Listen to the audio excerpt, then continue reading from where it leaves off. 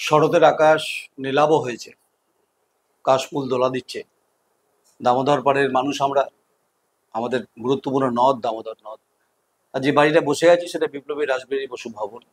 সুবলদহে তার জন্মভিটে এবং তার বৈপ্লবিক চিন্তাভাবনা, দর্শন, তার ভাবনা সবাই জানেন ভারতবর্ষের মানুষ।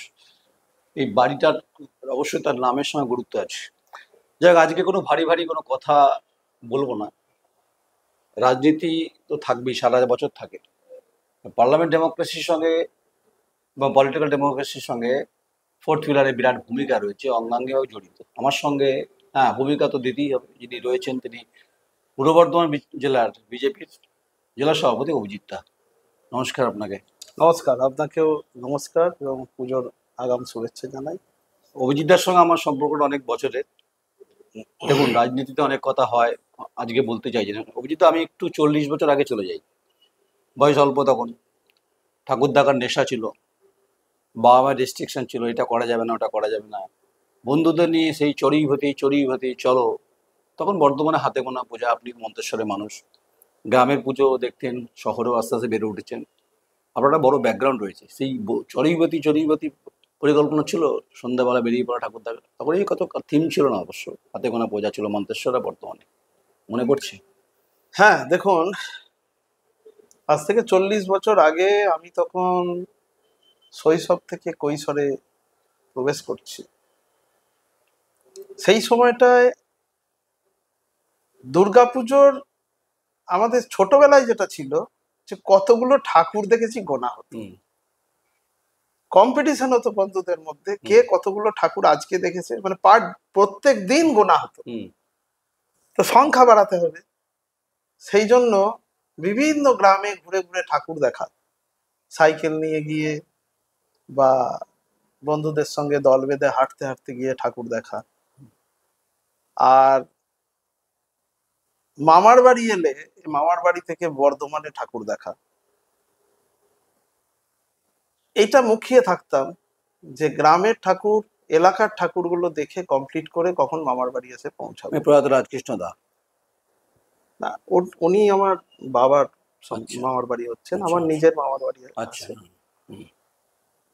ওখানেও যেতাম। তো স্বাভাবিকভাবে বর্ধমানে শহরে সেই সময় যে ঠাকুরগুলি নজর কাড়া থাকতো তার মধ্যে বুড়ির বাগানের ঠাকুরের থিম ছিল খুব ভালো। একদম। আলমগঞ্জ বারোয়ারির ঠাকুর তারপরে শুরু হলো, আগে থেকেই শুরু হয়েছে, বিরাটাটা হতো, বীরহাটায় হতো। জোড়া মন্দিরের ওখানে একটি ঠাকুর ভালো হতো। খোসবাগানে জাতীয় সংঘর মাঠের ঠাকুর হতো। আর তারপরে বড় নীলপুর, লালটু স্মৃতি সংঘ, সবুজ সংঘ, পদ্মশ্রী, এগুলো আস্তে আস্তে বাড়তে থাকে। এরপর কেশবগঞ্জ চটির ঠাকুর হয়। তো এই ঠাকুরগুলি দেখতেই হবে, এগুলো ছাড়া যাবে। পায়ে যতই ব্যথা হোক না কেন, পায়ে যতই ব্যথা হোক এগুলো দেখতেই হবে। তখন ওই বুট পরতেন নাকি? কারণ থাকে না হাওয়াই চটি, হাওয়াই চটি তো ব্যথা হতো। হ্যাঁ, হাওয়াই চটি। আর পুজোর সময় মনে হচ্ছে স্যান্ডেল কিছু একটা কিনে দিত বাবা। আচ্ছা আচ্ছা। তো একটা কিনে দিলে 2-3 বছর চলে যেত। আচ্ছা। তো এই ঠাকুর দেখতে হবে এবং কিছু খেতে হবে। হ্যাঁ, মোগলাই একটাই খাবার ছিল, মোগলাই পরোটা। আচ্ছা, ওই মোগলাই পরোটাটা খেতে হবে। সেটা কোথায় এসে খেতেন? মানে ওই কার্জন গেটে। আচ্ছা, মানে বিখ্যাত নাম হ্যাঁ, করছি না, বিখ্যাত বিখ্যাত তখন থেকেই তো, তখনও বিখ্যাত। বাসুদা চপ খেয়েছেন হরিসভা স্কুলের পাশে? ওই দেখবেন এখনো আছে বাসুদা। আচ্ছা। আর ঘুগনি ছিল আমাদের সময়। আচ্ছা, ঘুগনি মোগলাই এটাই খাবার ছিল, এত চাইনিজ তখন ওঠে না। আর বন্ধুরা একসঙ্গে ঠাকুর দেখা এবং ওই লাইন দিয়ে ঠাকুর দেখার মধ্যেও একটা আনন্দ ছিল। লাইনে দাঁড়ানো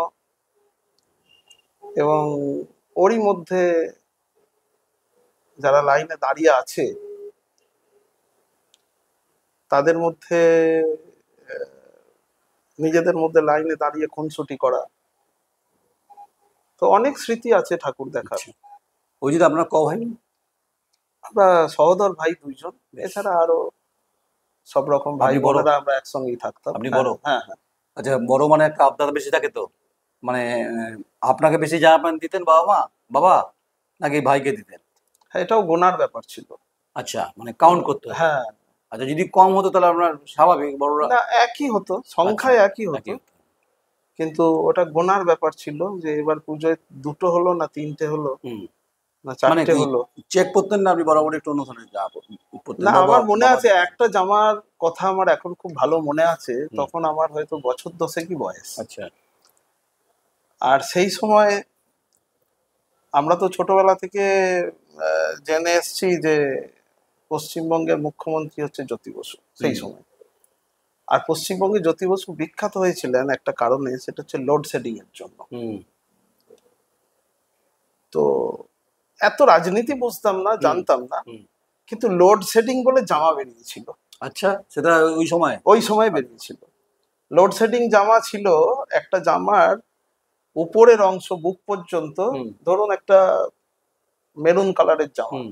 তো এখানটা ডিপ মেরুন, তারপরে হুম। ফেড হয়ে হুম। লাইট মেরুন হয়ে গেছে। আচ্ছা। তো এই ডিপ আর লাইট, নিচেটা ডিপ ওপরটা লাইট, হুম। এটাকে বলতো লোডশেডিং জামা। এই লোডশেডিং জামা যখন প্রথম কিনে পেয়েছিলাম, তো এইটা এখনো স্মৃতিতে আছে। অনেক জামা প্যান্ট পরেছি জীবনে, হুম। কিন্তু এই লোডশেডিং জামা, এর নাম লোডশেডিং কেন? আর তখন লোডশেডিং, হেরিকেন, লোডশেডিং হবেই আর হবে সন্ধ্যের দিকে, হুম। হুম। 2 ঘন্টা কোনো ব্যাপার নয়। হুম। আর সেই সময় হেরিকেনটা জ্বলবে। তো হেরিকেন আমাদের অঙ্গাঙ্গি ভাবে জড়িত ছিল। জীবন বোধের সঙ্গে জড়িত। হ্যাঁ, একদম। এবং হেরিকেনের প্রত্যেকদিন বিকালে হেরিকেন পরিষ্কার করা, হেরিকেনের কাঁচ পরিষ্কার করা, ছাই দিয়ে আবার তাও। এগুলো বাড়ির মায়েদের কাজ ছিল। হুম। তো লোডশেডিং কেন নাম জামার? হুম। বললো এই লোডশেডিং যে এত হচ্ছে, হুম। এইটা যাতে সারা জীবন মনে রাখা যায়, হুম। যে ওই সময় লোডশেডিং আমাদের অঙ্গাঙ্গি ভাবে জড়িত ছিল। হুম। মানে তো ওই জামা আমাকে মনে রেখেছে, লোডশেডিং জীবনে ভুলবো না। মানে 2025-এ লোডশেডিং জামাটা মিস করছে না? মিস করছি। আচ্ছা, বেশ। আচ্ছা, আমি একটু অন্য একটা রসে যাই, ভক্তি রস। হুম। দেখুন, পুজো মানেই একটা প্রেম, পুজো মানেই ভালোবাসা, পুজো মানেই চাওয়া, যেটা কাল শ্রমিকদা বলছিলেন, পুজো মানে ইতি উতি। শৈশবে, শৈশব থেকে যখন কৈশোরে আসি, যৌবনে আসি, প্রত্যেকের জীবনে প্রেম আসে। আপনার জীবনে এসেছিল নাকি পুজোর সময় কোনো প্রেম ট্রেম এসেছিল নাকি? খোলামেলা বলুন দেখুন, আপনি। হ্যাঁ। এটা ইন্টারভিউতে বলার বিষয়। আচ্ছা, ছেড়ে দিন, ইশারায় কাঁপিয়ে। এ সবার জীবনই প্রেম আসে, এটা নিয়ে আর ব্যাখ্যা করার দরকার নেই। এটা জানতে চাইবেন না, ঠিক আছে? এটা আমারও জীবনে এসেছিল কিনা আমিও বলছি না, অভিজিৎদা বলতে পারো না, এখন তো পদে বসে আছে। আচ্ছা, খাওয়া দাওয়ার একটা ব্যাপার তো বললেন না, মোগলাই খুব ভালো। আর যে সারা রাত যে ব্যথা, এই যে ওই ঠাকুর দেখে সকালবেলা তো না, ক্লাবে কোনো ব্যথা হতো হতো না না? না, আচ্ছা, মায়ের এই কৃপাতে ব্যথা। কোনো ব্যথা হতো না। আচ্ছা, সকালে উঠে ঘুম থেকে সকালে উঠে ঘুম থেকে খাওয়া। পুজোর প্যান্ডেলে ঢাক বাজছে, হুম। সেখানে পৌঁছে যেতে হবে। সেখানে সকালবেলায় সকাল সকাল চান করে গিয়ে ওখানে স্নান করে পাড়ার পুজোতে, বারোয়ারির পুজোতে সেখানে দাঁড়াতে হবে। তো অঞ্জলি দিতে এটাই, হবে। হ্যাঁ, অঞ্জলি দিতে হবে। খ্যানের পুজো হচ্ছে অষ্টমীর দিন, হুম। সেখানে যেতে হবে। হুম। আর পুজো প্রত্যেক তলায় দিন। যাওয়ার ব্যাপার, কতবার পুজো তলায় গেলাম, কতগুলো ঠাকুর আচ্ছা, যেমন দেখলাম, আর কতবার গেলে? কতবার সারাদিনে গেছি, ওটাও কাউন্ট হতো। আচ্ছা। তুই আজ কতবার গেছিস, তুই কতবার গেছিস, আচ্ছা, এটা হতো আপনার? এটাও কাউন্ট হতো। আর হচ্ছে যে জামা পাল্টে পাল্টে যেতেন মানে? হ্যাঁ, জামা বেশি পাল্টানো যেত না, না। যেরকম থাকতো সেরকমই পড়া হতো। আচ্ছা। তবে আমি বলছি ওই জামা না, ধরুন সকালে পড়লাম, আচ্ছা পুজো মণ্ডপে যাব, মায়ের মন্দিরে, আজকে বিকালবেলায় জামাটা পরে এবং মাকে প্রণাম করে আসি। না, ওইটা তো ব্যাপার আছে যে কোন দিন, হ্যাঁ, এর ছাড়াও বিষয় ছিল। বাবা আমাকে আমাদের একটু বাইরে ঠাকুর দেখাতে নিয়ে যেতেন। হুম। আমাদের বাবার একটি স্কুটার ছিল, সেই স্কুটারে করে আচ্ছা, চাপিয়ে আমাদের সে কি সাতগেছিয়া প্রিয়া থেকে না বাজাজ? বাজাজ, হ্যাঁ, আচ্ছা। বাজাজ সুপার, বাজাজ সুপার, হ্যাঁ। হ্যাঁ, কচি কলাপাতার অঙ্ক। একদম। তো বাবা সেই স্কুটারে চাপিয়ে সাতগেছিয়া থেকে নিয়ে আসতো মেমারি, শক্তিগড়, বোরসুল হুম। এবং কলনবগ্রাম। অনেকটা। হ্যাঁ, এইগুলোকে উনি, মানে দু ভাইকেই? হ্যাঁ, 2 ভাইকে আচ্ছা, একদম নিয়ে মাকেও নিয়ে আসতেন। তখন তো রাস্তাঘাট ফাঁকা ছিল, হ্যাঁ, যানজট ছিল রাস্তাঘাট না ফাঁকা কিছু। ছিল। তারপরে ওখান থেকে বর্ধমান ঘুরিয়ে নিয়ে চলে যেতেন। বেশ, একটু একটু ইউটার্ন নি। হুম। পুজো মানে তো একদম পুজোর সময় একদম শারদীয়া বই, বইপ্রেমী বাঙালি থাকবেই। রবীন্দ্রনাথের যুগ তো আমরা নেই, আমরা আধুনিক বাদের যুগে দাঁড়িয়ে আছি। আপনি যে সময় 40 বছর আগের কথা বলছেন, আমারও ঠিক তাই। শারদীয়ার সময় এই দেশ পত্রিকা, হ্যাঁ, এই বই পড়ার ছেড়ে বিভিন্ন ধরনের ছেড়ে লড়াই ছিল যে আমাকে এই বইটা পড়তে হবে, এই উপন্যাসটা পড়তে হবে, এই কবিতাটা পড়তে হবে। কোন উপন্যাসটা পড়ে, কোন লেখকের গল্প শুনতে পড়তে ভালো লাগতো, আর কোন শারদীয়ার আপনি বেশি পড়তেন? দেখুন, শারদিয়ার বই যেগুলো বেরোতো হুম তার মধ্যে আপনি দেশের নাম করলেন, হুম দেশটা তো নেওয়াই হতো, হুম দেশ পত্রিকা। এছাড়া শারদিয়া বর্তমান কেনা হতো। আচ্ছা, শারদিয়া পত্রিকা বলে একটা বেরোতো, শুধু পত্রিকা, হুম, ওটাও। তো এর মধ্যে শুকতারা, শুকতারা, একদম সন্দেশ। সন্দেশ, শুকতারা, এই বইগুলো, কতগুলো বই কার বাড়িতে কোন বইটা আছে এক্সচেঞ্জ করে পড়া হতো। আচ্ছা, আর এর মধ্যে সঞ্জীব চট্টোপাধ্যায়ের লেখা যেটা থাকতো সেটা আগে খুঁজে পড়তাম। একটু আধ্যাত্মিক ব্যাপারটা থাকতো না ওর মধ্যে, এবং উনি প্রাবন্ধিক ভাবনাও তো বিরাট, হ্যাঁ, অনেক না জ্ঞানের উনি কথা। হাসির কথা লিখতেন খুব। বেশ, ওটাও আপনার ভালো ভালো হ্যাঁ, লাগতো, হ্যাঁ। হ্যাঁ, বেশ মজা লাগতো। বেশ বেশ। আর আমি কার্টুন খুব ভালোবাসতাম। আচ্ছা, হাদা ভোঁদা, বাটুল দি গ্রেট, যেগুলো নন্টে শুকতারা, যেগুলো ফন্টে, শুকতারায় পাওয়া যেত। এগুলো শুকতারায় পাওয়া যেত। এবং তার একটা মোটা একটা বই পাওয়া যেত, ওইটা পুজোর সময় বেরোতো অনেকগুলো মানে নিয়ে আবার কি কন্টেন্ট। বইয়ের ভাজে ভাজে না, ওই শুকতারা বই ওগুলো পড়তাম আমরা। আর একটা বই আমার সাবস্ক্রিপশন বাবা করে দিয়েছিলেন, সেটা চাঁদ মামা। আরে বাবা, ওখানে বিক্রম বেতাল থাকতো। Yes yes yes. হ্যাঁ, হ্যাঁ, এই এই বইগুলো আমি পড়তাম। বেশ। আচ্ছা, আর খুব প্রিয় ছিল এই প্রত্যেকটা বইয়ের মধ্যে হুম, গোয়েন্দা উপন্যাস যেটা থাকতো সেটা প্রিয় এত ছিল। শ্রমিকদের সঙ্গে আপনাকে মিলে গেল তো। আমি গোয়েন্দা উপন্যাসের খুব ফ্যান। আচ্ছা, শার্লক হোমসের বই আমি পড়তাম। এছাড়া শীর্ষেন্দু বাবু, মুখোপাধ্যায়। হ্যাঁ, মুখোপাধ্যায়ের বই আমি পড়তাম। হুম, সত্যজিৎ রায়ের, হুম। ব্যোমকেশ ফেলুদা, এই সমস্ত বই খুব প্রিয়। আসলে আর একটা বই হ্যাঁ, আমার কাছে খুব ভালো লাগতো, সেটা হচ্ছে পাণ্ডব গোয়েন্দা, আরে বাবা, মানে ষষ্ঠীপদ। ষষ্ঠীপদ। হ্যাঁ, আসলে এই রাজ্য সভাপতি তো গোয়েন্দার বই পড়ার হ্যাবিট ছিল। আর অভিজিৎ দা আসলে রাজনীতির মানুষ তো, এদের গোয়েন্দা থাকতে হবে, পলিটিক্যাল গোয়েন্দা আবার অন্যভাবে নেবেন না। যাই হোক, আমরা আজকে অন্য মুডে আছি। আচ্ছা, এই তো গেল, খাওয়া দাওয়া হলো, বই হলো। আচ্ছা, কবিতা কার কোন? কবিতা খুব প্রিয় ছিল। আমি আমি প্রত্যেক বছরই স্কুল থেকে কোনো না কোনো বই বা উপন্যাস বা কবিতার বই পুরস্কার পেতাম। সেটা আমাদের স্কুলের ধরুন ফার্স্ট সেকেন্ড থার্ড হওয়ার জন্য একটা হুম পুরস্কার। হুম। এছাড়া আমি আঁকতাম ভালো, আচ্ছা, তো অঙ্কনে পুরস্কার পেতাম। পুরস্কার জুটতো প্রত্যেক হুম। বছর। তো তার মধ্যে কবিতার বই থাকতো। মানে কোন কবি? তো আমাকে হুম খুব ভালো লেগেছিল যেটা, হুম সেটা হচ্ছে কবি সুকান্ত ভট্টাচার্যের যে কবিতা হুম। বই, ছাড়পত্র। এখন ভাববেন না আপনাকে আমি কবিতা বলতে বলবো, কারণ যেটা কাল শ্রমিকদের বলছিলাম। ও শ্রমিকদা আপনার সম্পর্কে আমাকে কাল যেতে যেতে বলছিল, বললো যে দীর্ঘদিনের সম্পর্ক। জানলাম যে বলছে যে পূর্ব বর্ধমান জেলার সভাপতি, নান্দনিক, বুঝলি কেন? ওই যে চোখ মুখ কথাবার্তা শান্ত, আরো ভদ্রলোক। বলছে যে হ্যাঁ, ভদ্রলোক। এটা আপনার সম্পর্কে আমাকে কালকে আমার সঙ্গে আলাপ, মানে সাংবাদিকতা সত্যি আলাপ হয়েছে।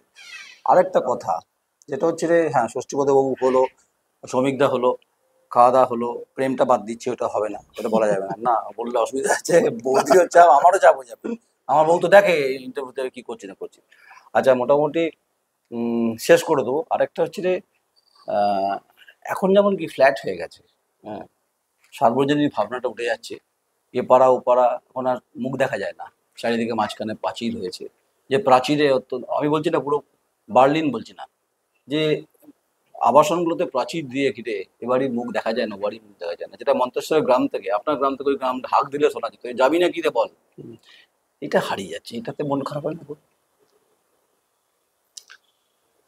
হ্যাঁ, মন খারাপ হয়, মানে পাল্টে গেছে সময়ের সঙ্গে সঙ্গে সবকিছু যেমন পাল্টে যায়, মানসিকতা পাল্টে গেছে বড্ড বেশি এখন। নিজে, নিজের পরিবার, নিজের ছেলে, নিজের মধ্যে সীমাবদ্ধতা যেটা হয়ে গেছে, এটা আমরা হয়তো আর ফিরে পাবো না সেই দিনগুলো। কারণ তখন সবার কথা ভাবা হতো।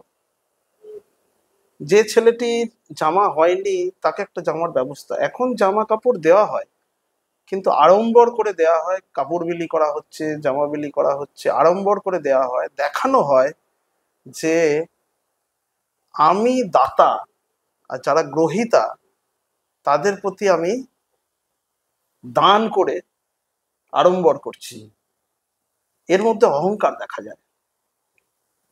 কিন্তু এই কালচার তখন ছিল না। তখন যদি জামা কাপড় দান করা হতো, পুজো মণ্ডপ থেকে করা হতো, আলাদা করে পলিটিক্যাল প্ল্যাটফর্ম থেকে এইভাবে আমরা দেখিনি ছোটবেলায়। আর পাড়ার লোকেরাই দিত, গরিব মানুষকে কাপড় কিনে দিত, আমার মা অনেকজনকে কাপড় কিনে দিত। এর জন্য কোনো দেখনদারি ছিল না। মা দেখতাম কাপড় কিনে আনতো, এসে দেখাতো, এটা মায়ের কাপড়, এটা ঠাকুমার কাপড়, এটা অন্যান্য আত্মীয় স্বজনদের কাপড়, এটা দিদিমার কাপড়, পিসির কাপড়, এইভাবে যে কাপড় দেখতো, এটা কার কাপড় মা? এটা রানু পিসির কাপড়, এটা অমুক জনের কাপড়। তো এই ধরনের যে কাপড় দেওয়া, শুধু কাপড় নয়, তাদেরকে ডেকে পুজোর মধ্যে একদিন খাওয়ানো, বাড়িতে অষ্টমীর দিন আমার বাড়িতে লুচি খেয়ে যাবে, কিংবা নবমীর দিন ভাত খাবে, এরকম ভাবে একজন দুজন করে আমন্ত্রণ করে খাওয়ানো। এটা কি? এটা অন্য কিছু নয়, এটা হচ্ছে একটা আত্মীয়তা। আত্মীয় মানে একাত্ম হয়ে হ্যাঁ, সবার সঙ্গে মিলেমিশে থাকা। এটাই তো মানুষের সামাজিক আমাদের কর্তব্য। আর এই দিনগুলো এখনকার যাদের যাদের শিশু বা কৈশোরে যারা রয়েছে, তারা এগুলো আর শিখতে পারছে না, তারা হারিয়ে তারা মিস করে যায়। আমরা তো গোল্ডেন মোমেন্টটা পার করেছি। আচ্ছা, কিছু বাদ গেল? হ্যাঁ, বাদ গেছে, ওই গান ফান বাদ গেছে, ওটা দিয়ে শেষ করবো। এটা সব, একদম। হ্যাঁ, এটা সব থেকে প্রিয় সাবজেক্ট আমরা আমি ভেবেছিলাম যে শেষের দিকে করবো, মনোটোনাস হয় তো সারাক্ষণ রাজনীতি রাজনীতি। আচ্ছা, পুজোর সময় হলে রেকর্ড বেরোতো, তখন তো রেকর্ড একদম। পছন্দের বাংলা গায়ক, পছন্দের বাংলা গায়িকা, পুজো সংখ্যার গান, পুজো সংখ্যার গান কার? অবশ্যই প্রথমেই কিশোর কুমার, হেমন্ত মুখোপাধ্যায়, লতা মঙ্গেশকর। এবং পুজো সংখ্যার গানের মধ্যে সংকলন বেরোতো, অনেকগুলো শিল্পীর গান একসঙ্গে নিয়ে ক্যাসেট বেরোতো, আর সেই ক্যাসেটটা কিনতাম আমরা, কিনে বাড়িতে টেপ রেকর্ডারে এটা বাজানো হতো। পুজো সংখ্যার গান খুব আনন্দ করে পুজো প্যান্ডেল গুলোই বাজতো, শোনা হতো। এবারের পুজো সংখ্যায় আমার পূজার ফুল, কিশোর কুমারের গান অনেক দূর শোনা যেত। এখনো লতা মঙ্গেশকরের গান, ওই গাছের পাতায় রোদের ঝিকিমিকি, আমায় চমকে দাও চমকে দাও। আশা ভোসলের গান বাজতো,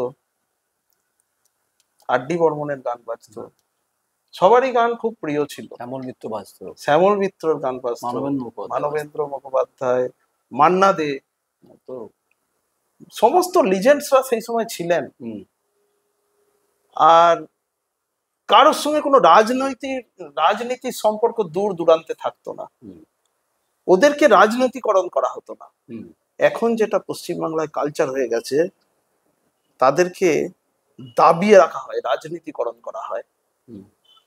এটা একটা চরম ক্ষতি হতে চলেছে সংস্কৃতি জগতের। বেশ, পছন্দের নায়ক বাংলাতে আর পছন্দের নায়িকা?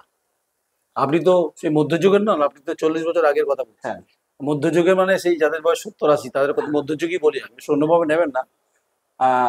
আপনার সমস্যা দেখুন, আমার পছন্দের নায়ক বলতে আমি খুব সব থেকে ভালো লাগতো, আমার বয়স তখন যে সময়, সেই সময় হয়তো অনেক নায়ক বাংলা সিনেমায়, প্রসেনজিৎ রয়েছে, ভিক্টর ব্যানার্জি কয়েকটি সিনেমায় খুব নজর কাড়া অভিনয় করেছিলেন, এখনো আছেন, অভিনয় করছেন, এখনো মারাত্মক।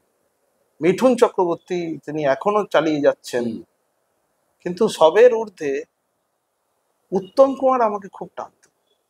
আমার উত্তম কুমার যখন মারা গেছেন তখন আমি অনেক ছোট, কিন্তু উত্তম কুমারের যে ফিল্মগুলো ছিল, যে ওনার যে অভিনয় অসাধারণ লাগতো। এটা তো বলার অপেক্ষা রাখে না। উত্তম কুমার, উত্তম সুচিত্রা, বনপলাশির পদাবলী কঠিন বই, এবং উনি নিজে ডিরেক্টর। আর হচ্ছে, আচ্ছা, সুচিত্রা, হ্যাঁ, সুচিত্রা সেন আপনার প্রিয় না? সাবিত্রী নাকি আর কে? সুচিত্রা সেন, সাবিত্রী, এনাদেরকে মাধবী, এনাদেরকে কি বলবো, প্রিয় বলা যায়, বলার থেকেও বড় কথা, এনাদের প্রতি আলাদা শ্রদ্ধা জন্মে গিয়েছে। আপনি শঙ্খমালা দেখেছেন? হ্যাঁ। কে প্রথম তুমি কাছে এসেছো? মাধবী মুখোপাধ্যায়, উত্তম কুমার। আচ্ছা। আর এছাড়াও আপনার প্রতিশোধ বলে একটা মুভি দেখেছিলাম, সিনেমা, সুকেন দাসের অভিনয় খুব ভালো লেগেছিল। ও, আপনি তো আমাকে নস্টালজিক করে দিচ্ছেন অভিজিৎ দা। আমি তো, আর আমাদের কিছুদিন আগে মারা গেলেন জয় ব্যানার্জি, ওনার ওই হীরক, হ্যাঁ ঠিক, তো হীরক জয়ন্তী, সুপার ডুপার হিট। আর যেটা সারা জীবনের জন্য মনের মধ্যে গেঁথে গেছে সেটা শত্রু। রঞ্জিত মল্লিক আমার খুব প্রিয় একজন অভিনেতা। ছোটু রঞ্জিত মল্লিকের অভিনয় ওই শত্রুর পর থেকে যত আছে, সেই শত্রু, নবাব, গুরুদক্ষিণা, সব দেখা হয়ে গেছে, মেজ বউ, ছোট বউ, যা যা আছে। আচ্ছা আচ্ছা, শেষ করে দেবো, সেটা হচ্ছে বলিউডের একদম অমিতাভ বচ্চন। আরে কোন মুভিটা? কোনোটাই বাদ নেই। শোলে, অনুসন্ধান, কতবার? শোলে গোনা যাবে না। দিওয়ার, মুকদ্দর কা সিকান্দার, মার্দ, এবং সব থেকে আমার মনের মধ্যে যেটা মানে গেঁথে গিয়েছিল, আখরি রাস্তা। শ্রীদেবী ছিল। হ্যাঁ, ওই যে বদলা নেওয়া,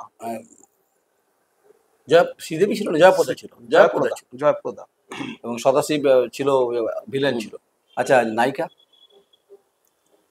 নায়িকাদের নিয়ে এত মাথা ব্যথা ছিল না। একটা আপনি মনে করে দেখুন, ওই সময় কিন্তু সবটাই নায়ক ভিত্তিক ছিল, এবং আমাদের কৈশোর মনেতেও নায়ক ভিত্তিক ব্যাপারটাই হচ্ছে, নায়িকাদেরকে সবাইকেই মাতৃসুলভ ভাবে দেখা হতো। আমি এটা যখন বলছি 40 বছর আগের কথা, তখন রেখাজি, হ্যাঁ, নায়িকাদের নিয়ে এত মাথা ব্যথা ছিল না। কে নায়িকা আছে ওটা বিষয় নয়, নায়কটাকে। আচ্ছা, ত্রিশূল দেখেছেন? ত্রিশূল, হ্যাঁ, ডবল রোল, ট্রিপল রোল, হ্যাঁ। আর শক্তি, দিলীপ কুমার, একদম।